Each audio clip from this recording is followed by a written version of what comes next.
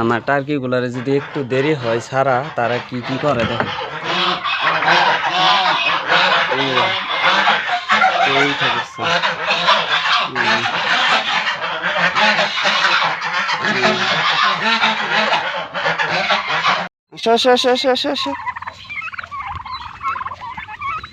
না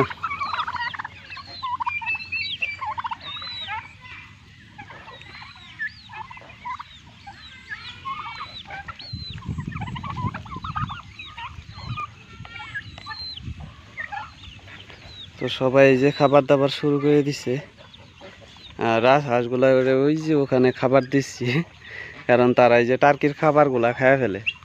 তাদেরকে তো দেই, তাদেরগুলা খায়া আবার টার্কিগুলার যে খাবার দেই ওইগুলাও খায় ফেলে। এই যে এরকম বদমাস রাজহাঁসগুলা, তাই আর কি আলাদা আলাদা করে খাবার দিছি।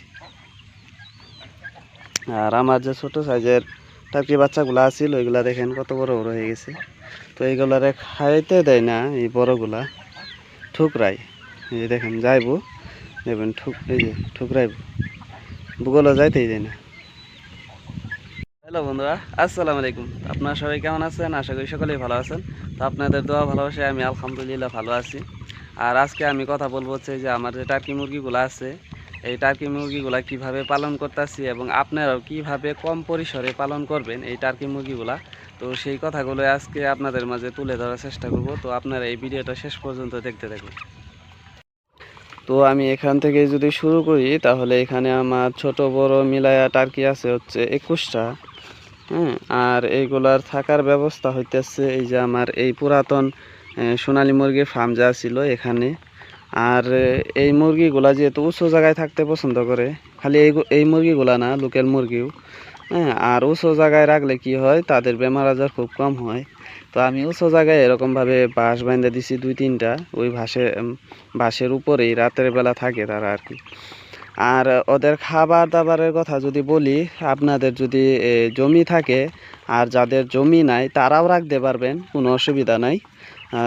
যাদের জমি আছে ধরেন মোটামুটি, বা এরকম বাগান যদি আছে, সুপারি বাগান বা যে কোনো ধরনের বাগান, তাহলে আপনারা চতুর্কিনার দিয়া নেট দিয়ে এরকম নেট জাল দিয়া বেড়া দিয়া তারপরে ওটার ভিতরে রাখতে পারবেন। কারণ এদের যেহেতু 70% ঘাস লাগে। এই যে ধরেন এই যে আমি এখন দানাদার খাবার দিছি, ঠিক আছে, তারা এই যে খাবার দাবার খায়া একদম নিজে নিজে চলে যাব, কই যাইব সেটা আমি নিজেও জানি না, কিন্তু তারা যখন খাবারের টাইম হবো তখন আইসা পরে আবার তারা এই যে ঘাস খাইবো, তারপরে এই যে পোকামাকড়, ছোট ছোট পাথর, এইগুলা তারা ঘুরে ঘুরে খাইতে থাকবো।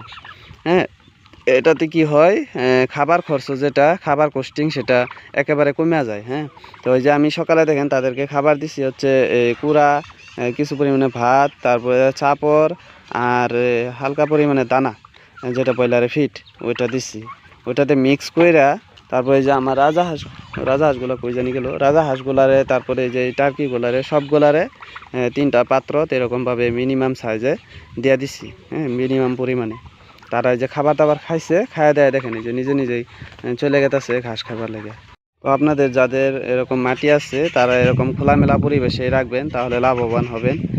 আর যাদের ধরেন মাটি নাই, হ্যাঁ, বিল্ডিংয়ের উপরে থাকেন, ছাদের উপরে থাকেন, কিংবা ধরে নেন থাকার জায়গাটুকু আছে কিন্তু আপনারা টার্কি মুরগি পালন করতেছেন 1-2টা, কিংবা আপনাদের শখ জাগছে যে আমরাও টার্কি মুরগি পালন করব, তাহলে আপনারা খাঁচার ভিতরেই রাইখা পালন করতে পারবেন।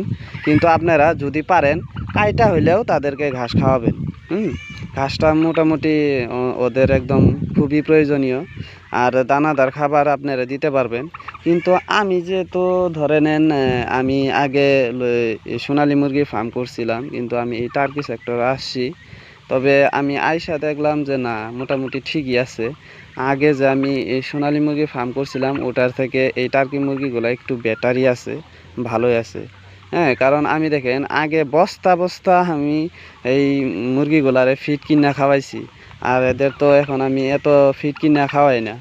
যদিও খাওয়াই, আমরা ধরেন এই যে ধানগুলা ভাঙ্গি, ওই ধানের ভুসিগুলা, তারপরে চাপড়, এত পরিমাণ লাগে না আর কি খাবার দাবার। কিন্তু মোটামুটি এখন ধরেন মাসে যদি আমার খরচ গেতেছে 1200-1500 টাকা, কিন্তু আগে যাইতো আমার 4000-5000 টাকা এই সোনালী মুরগি ফার্ম করে, বা কিংবা লোকাল মুরগি যেটাই করেন আপনারা। কিন্তু এই টার্কি মুরগিগুলা, হ্যাঁ, মনে করেন এই রাজহাঁসের মতন ঘাস খায়। এই দেখেন এই যে ছোট ছোট বাচ্চাগুলা এইগুলা দেখেন কিভাবে ঘাস খাইতেছে দেখছেন।